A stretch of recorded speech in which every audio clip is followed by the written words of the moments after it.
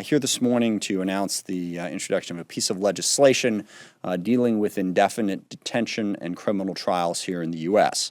And our legislation is very straightforward. It says that anyone captured, detained, or arrested in the U.S. will go through the normal trial civil justice process, go through Article III courts or appropriate state courts, and will get all of the due process protections that are in the Constitution will be tried in that way.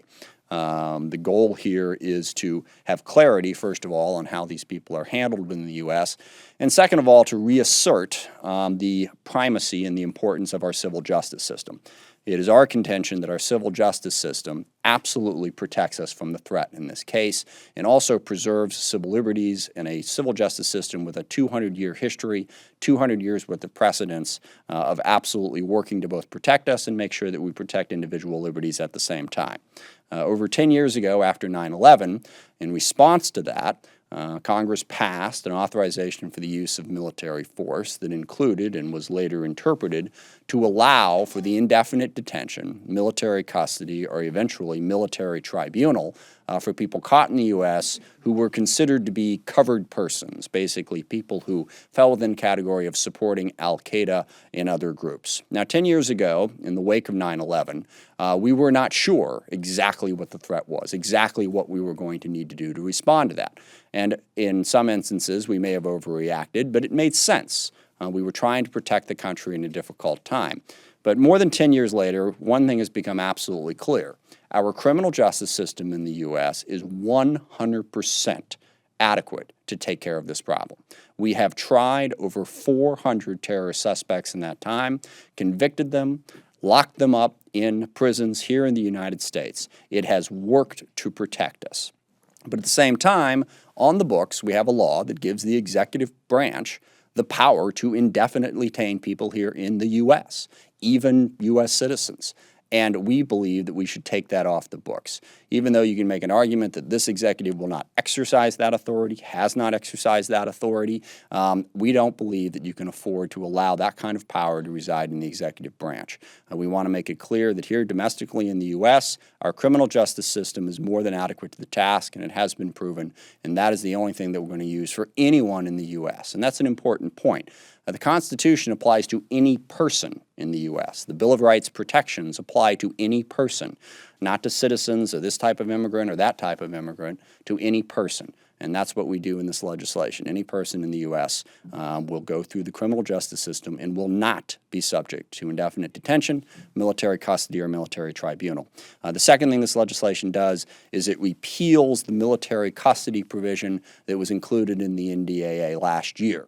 We went through a number of different compromises on that. It started in the Senate. Senator Udall led the fight against it over there. I led the fight against it in the conference committee. Still, it was put in with various compromise language. In my opinion, it is way, way too confusing right now. The president has issued his guidance on that, which essentially says he's not going to use it. But to have that on the books, I think, does muddy the waters in terms of how we're going to handle these people domestically. And again, I don't believe, and Senator Udall doesn't believe, that we need any military custody here in the U.S., that our civilian law enforcement system is more than up to the task. So that's the purpose of this legislation. We're introducing it today, and we're going to continue to push this idea throughout this legislative session. With that, I will yield the podium to Senator Mark Udall. Well, good morning. Thank you, Congressman Smith, Ranking Member Smith on the Armed Services Committee in the House side. I had a great experience serving with you in the House and on that Armed Services Committee, and I'm really eager to work with you moving forward.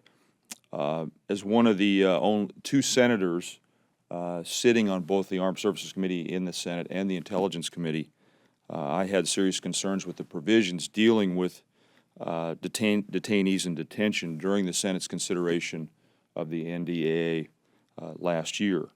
And as Ranking Member Smith said, the major problem has been with Sections 1021 and 1022 of the NDAA, which could be interpreted to allow the indefinite detention of citizens and non-citizens without trial. And while this administration has said it won't hold American citizens or lawful permanent residents in military custody, that is the interpretation of just this president. As Congressman Smith said, that policy won't tie the hands of future administrations.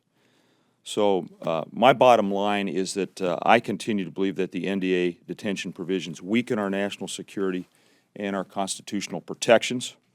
I'm committed to finding a way to strike these provisions and these elements in the law, and I believe that the language we've crafted for this bill addresses the concerns I've heard from many Coloradans. I'm sure you've heard, Adam, from people at home as well. And we've also heard increasingly from our colleagues in both chambers that they share our concerns. I want to second the points raised by Ranking Member Smith about the success rate in civilian courts versus military commissions. And additionally, I believe that the U.S. military should be focused on getting the bad guys overseas, not getting involved with law enforcement here on U.S. soil.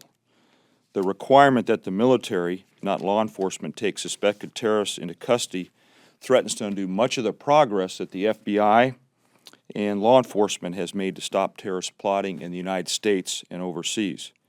And it would seem to make it difficult or impossible to collaborate to gather intelligence on domestic terror cells at all. And I want to point out that the administration, in its official statement of opposition to the NDA detention provisions, said, quote, "We have spent 10 years since September 11, 2001, breaking down the walls between intelligence, military, and law enforcement professionals.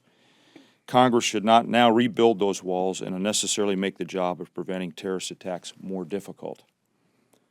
If you think about the life sentence for the underwear bomber Abdul Muttalib, it's just one recent example of the critical role that law enforcement plays in our national security. And the last thing we should do is be preventing local, state, and federal authorities from investigating and then acting on threats to our safety. As always, Ranking Member Smith did an excellent job describing what the bill does. So let me just say this. There are American citizens who have collaborated with our enemies and participated in attacks against our soldiers and our civilians. Those traitors should be dealt with. But even in our darkest hours, we must ensure that our Constitution prevails. And our Constitution, I believe, is in many ways the most powerful weapon we have against those who mean to do us harm.